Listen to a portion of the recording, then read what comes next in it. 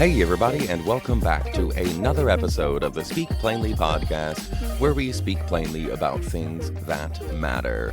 I'm your host, Owl Medicine, and welcome to Season 5. I can't believe it's Season 5. That's wild. I've taken quite a bit of a break. It's been a couple of months since I've put out any podcasts because I was doing it really, really constantly and I forgot to take time off as I typically do. It's been years now. I have really enjoyed this process and I am super happy that I took a couple of weeks in the first couple of weeks of January to really figure out what I'm doing this year and set myself up for a truly sustainable pace and setting myself up to really make sure that every facet of who I am is and what I need, every facet of who I am and what I need in order to be healthy, happy, and fulfilled is accounted for and well taken care of. So I'm happy to say that I've done that. I've limited my patient care during the week. I now have scheduled errands days and scheduled admin days instead of just working all the time and trying to squeeze scheduling and admin in between, which I don't really mind all that much, but I am having fun with this kind of experiment of what I can do with my own schedule this year. So this is a really wild episode. Now that the house cleaning is mostly over, wow, y'all, 2026 is starting off with a bang.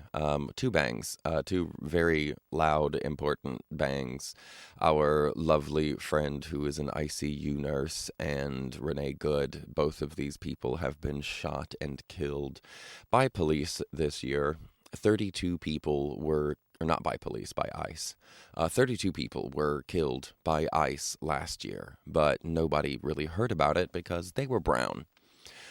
So now that white people are being shot, people are extremely upset about it, and they ought to be. We all ought to be really, really upset about it.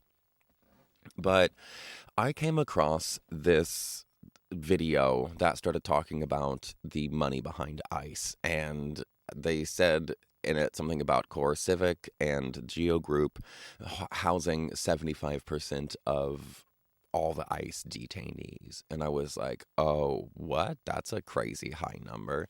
So I decided to look into it and see what I could find, and oh boy, is it interesting. So today, we are going to do a deep dive into a bit of ICE's money and how they make money, what their structure is on the inside, how they get their contracts, rather who they have their contracts with. So, to start this off, let's look at some numbers. We're going to look at three numbers. 90%, $130, and $11.8 million. So the 90% is the guaranteed occupancy quota in a private detention contract. $130 is the daily rate per person that taxpayers pay to one detainee. Not to the detainee, but to house one detainee. $11.8 million is the total daily taxpayer cash flow to just those two corporations that run this system. This is the business model of private detention centers. It's a guaranteed revenue stream, and we, the taxpayers, are the guarantor, which is so screwed. So let's follow the money.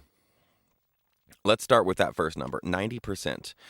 This is the standard contract clause, 90%. It's called the minimum bed guarantee, or a take or pay clause. Here's how it works.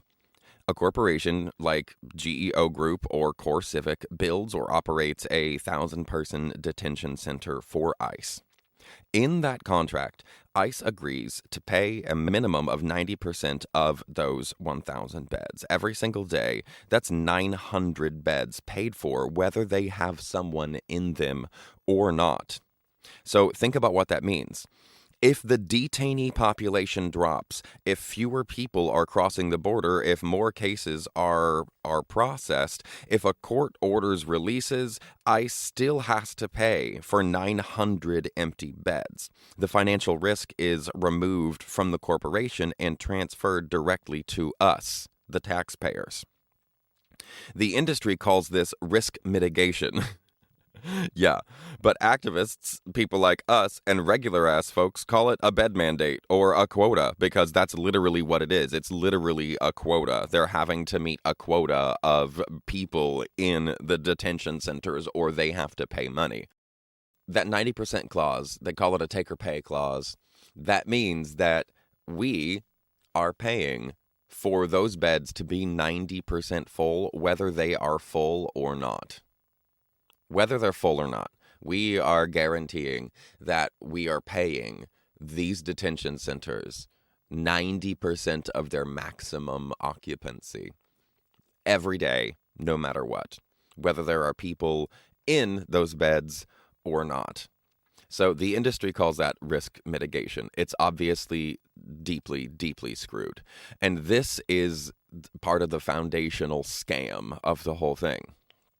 Everything else, the profits, the lobbying, the perverse incentives flows from this like one cause. The 90% guarantee is the engine of this entire money-making like formula. So the second number, $130, that's the per diem. The daily rate per detainee. So that $900 or the 900 people that they're guaranteed to be paid for, they're getting paid $130 per detainee or per bed, whether there's a detainee in it or not. And it's not a fixed number. It varies by facility and by security level. It varies by contract, but it's typically anywhere between like $60 and $200. So we'll use the 130, that's the average, as like the anchor. Where does that money go? Well, this is given to like Core Civic and Geo Group, which, by the way, Core Civic used to be called the Corrections Corporation of America. The CCA, the like super evil federal government like crap that was going on with federal like life detainees. That's this. They rebranded. They were like, oh yeah, everybody hates us now. Corrections officers and corrections corporations in America, the most imprisoned population in the world. Yeah, we need to rebrand. And they did, and they rebranded as Core Civic, and now they run ICE detainee encampments and prisons. How lovely is that? So what happens with that money? It's a lump sum that's given to the government, 90 or 900 beds in a 1,000 bed facility, $130 per person. And what that does is that's supposed to cover housing, security, food, medical care, staff salaries, and whatever the corporation's profit is supposed to be. But here is the brutal incentive of the whole things. The corporation's profit is what is left over after costs. Let me repeat that. Their profit is the gap between that $130 daily rate and whatever they actually spend on the human being in the cell. This creates a direct financial pressure to cut costs on the people inside, on food quality, on medical staffing, on rehabilitation programs, on guards, on clothes. Every dollar not spent on care is a dollar for profit. And that's important because both of these companies are publicly traded. That's right. You can go right now on the New York Stock Exchange and you can invest in either Geo Group or Core Civic, or if you're truly a heartless demon, both. And this matter. We'll get into that toward the end. I'll talk about how this fits into the stock exchange and that money incentive. It's gross. So that $130 isn't just a price tag. It's the gap between that pay that they get and whatever they spend is how they make their money. And the bigger that gap is, the more money that they can get from investors. But before we even get to the investors, because investors are looking for whatever company is doing the best in its market, and then they'll invest in that, expecting a larger return on their investment later. And right now, they're investing hard because Geo Group they stopped doing payouts in 2021 apparently. So they are they're taking all of this investment that they're getting, which is billions of dollars, and they're investing it in paying off the debts that they'd accrued building these facilities and expanding facilities and trying to obtain new contracts, because that is how you increase the profit margin. So let's talk about that last number, the $11.8 million. This is the big number. It's not. It's just a day. If you multiply this out, it gets close to $30 billion a year. But the $11 million, almost $12 million a day, this is the picture on the national level of what our money is doing. It's $11.8 million a day. That is for Geo Group and CoreCivic together. The two giants have combined annual revenue from all government contracts of $4 billion in just federal contracts. It's insane. So the massive chunk of that is ICE detention. A conservative estimate puts the ICE specific portion at 2.5 to 4 million per day, just for immigration detention. So what's their take? Their net profit margin is about 6%, according to them. So from that almost $12 million a day, their combined daily profit is about $700,000. That's over $250 million a year in net profit. $250 million a year in net profit for kidnapping and illegally detaining peaceful working people. And this money doesn't just sit in a vault. It activates that final piece of the machine, this feedback loop, and the stock exchange. The river of guaranteed public money that funds the massive lobbying operations, millions of dollars every year are sent to politicians on both sides of the aisle to make sure that this continues to happen. They lobby for stricter immigration enforcement. They lobby against alternatives to detention. They lobby for policies that will ensure a steady supply of detainees to fill their guaranteed beds. So let's follow this loop really plainly. Taxpayer dollars fund the guaranteed contracts. The contracts generate guaranteed corporate funds. Profits fund lobbying and political contributions. Lobbying shapes the law that then mandates more detention, and then more detention requires more guaranteed contracts. And that's without including the fact that they're publicly traded. They have already a closed system loop. This is how business runs in America right now. And this is not just CoreCivic or Geo Group or ICE. This is literally 100% of these megacorps. This is how they run. You create a problem, you create a solution, and you make money on both ends. This is exactly what they're doing. America is a giant corporation, and this is what we're doing with it. It's really freaking disgusting. So let's tie these three numbers together into one plain, ugly fucking truth, because the 90% guarantee, any attempt at humane reform becomes an act that, you can't do because it's budget sabotage. So you can't actually treat any of these people remotely decently because of that 90%. Imagine a cheaper, more humane alternative to detention, like an ankle monitor or a community case management. It might cost $20 a day instead of $130 a day. A rational system would switch to that and save money. But they're not, because this is a closed loop, irrational system. Built in this system, if ICE uses that alternative, they still have to pay for the empty bed. under the 90% guarantee. So now the agency's choice is pay for the humane option and the empty cage, or just pay for the empty cage. Do you get that? Their choice is pay for the humane option, like the ankle monitor, and an empty cage, or just pay for the empty cage. Like these contracts, that 90%, if they're not full, ICE has to pay. ICE is the federal government, right? And they do contracts with civilian contracting companies like Geo Group and CoreCivic. And they have this 90% clause built in. And what that means is that CoreCivic and Geo Group will be paid that 90% up capacity, whether or not those beds are full. So even if the beds aren't full, the federal government is still paying these corporations for their empty beds.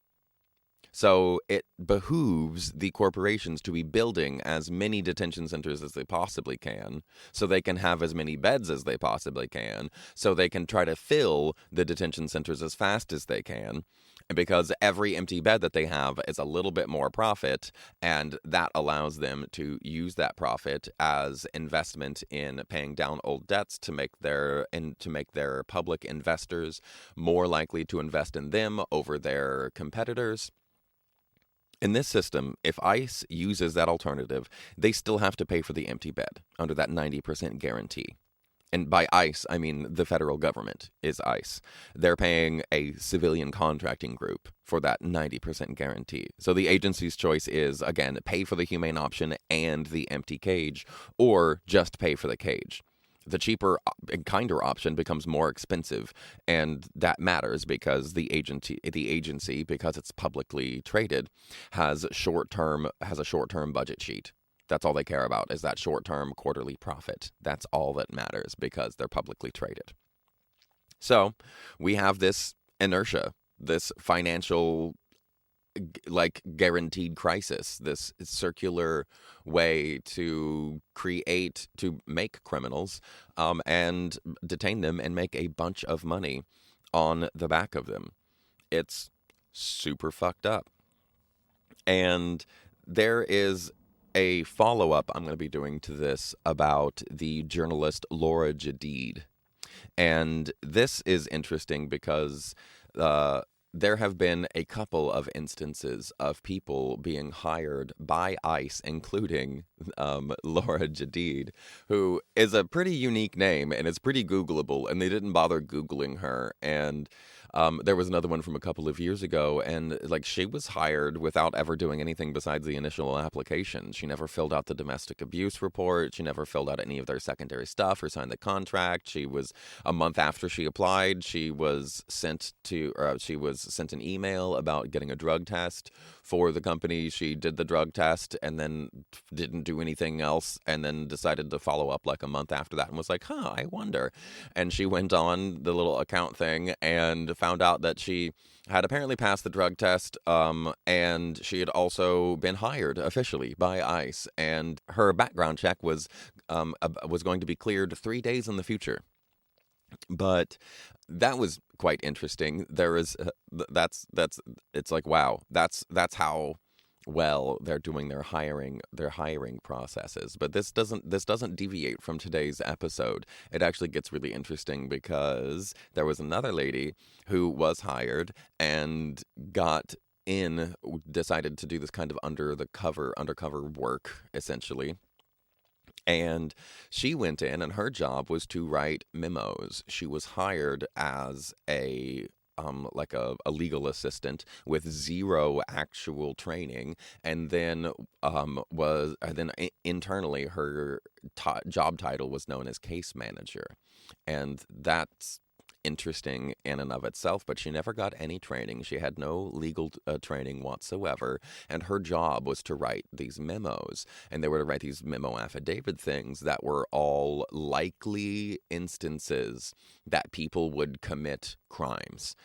Literally write up a scenario that is likely of a crime happening, and then her job was to submit those memos to ICE. And ICE would use those memos in the court hearings where people would be detained, arrested, detained, and then put up for court to put in court to hopefully get out. ICE would grab one of these memos written by literally just a rando off of LinkedIn with no legal training whatsoever. They would use these memos as evidence against all of the immigrants that were supposed to be in court. They would go to court. They would be like, oh, well, we have this evidence. It's this memo, and this person fits this scenario. So we're going to investigate further and keep them in the bed. That's what they do. And here is an example of a person who got hired, no oversight, and literally her job was to manufacture evidence against immigrants, against brown people, not even immigrants, just brown people that people assume are immigrants. Like, these are not two separate things. These are the exact same. These are the exact same functions happening, and we're looking at it from slightly different angles. What we discussed today is the internal framework, and that instance is not like an outlier. That is a perfect example of what happens when you have this 90% mandate in these contracts, to where your ICE pays Geo Group for 900 bodies in a bed, like, no matter what, whether there's 2 people there or whether there's 1,000 people there. ICE pays for 90. If they go above that, they pay for that as well, but they pay minimum 90.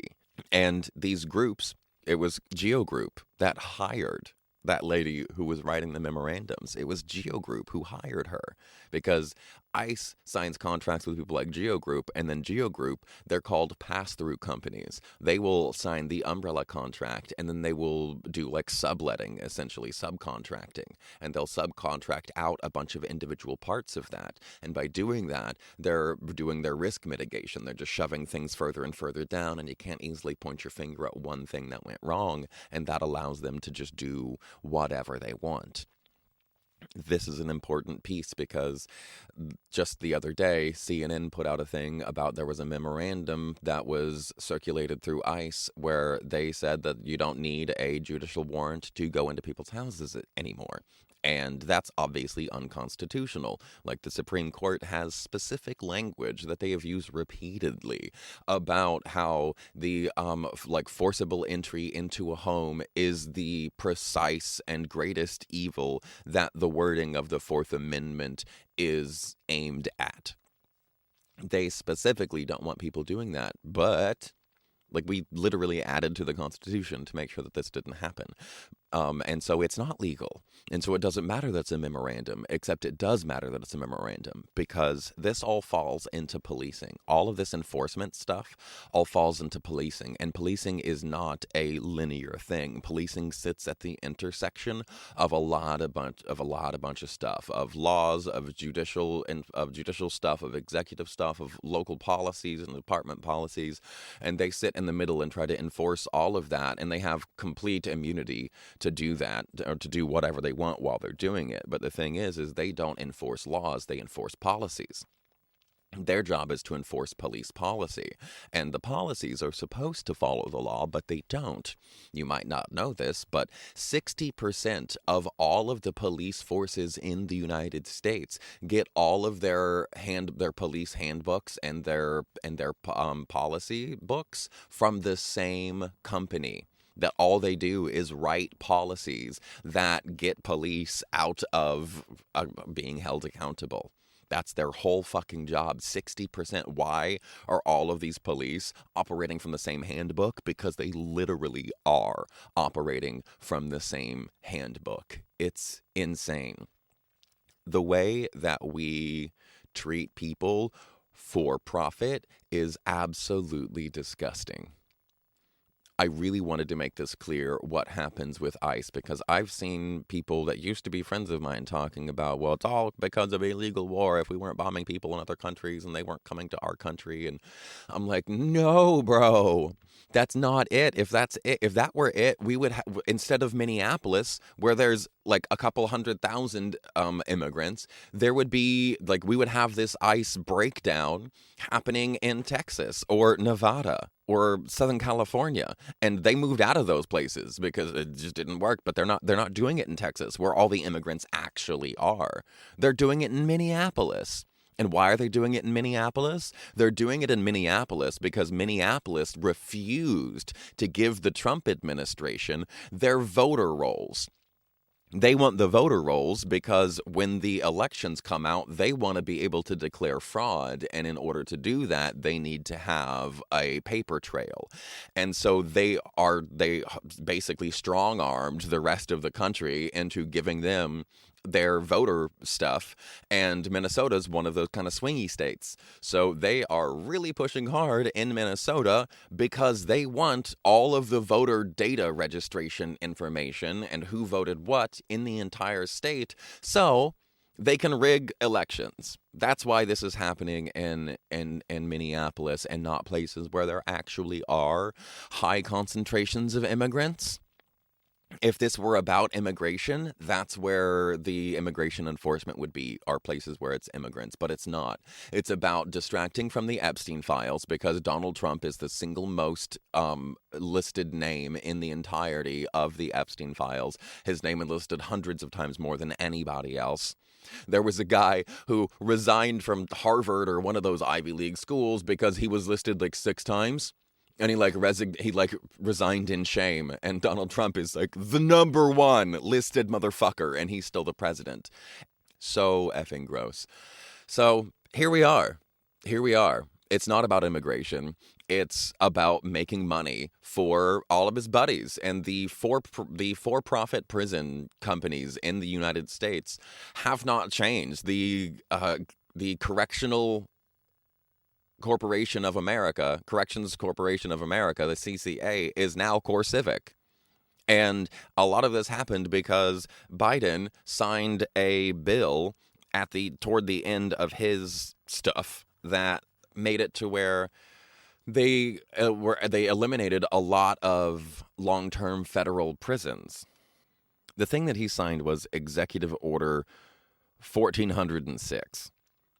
And he signed it in January of 21, and it applied to every federal detention center except for ICE.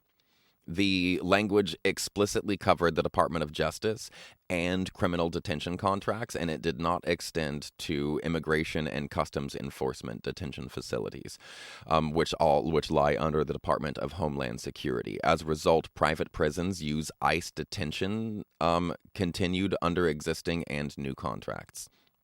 So when Biden got rid of the contracts with the Federal Bureau of Prisons and the U.S. Marshal Services, they were like, we're going to do a broad reduction in private prison use in the criminal justice system. They're like, we're going to cut down on private prison use, and they did by name only.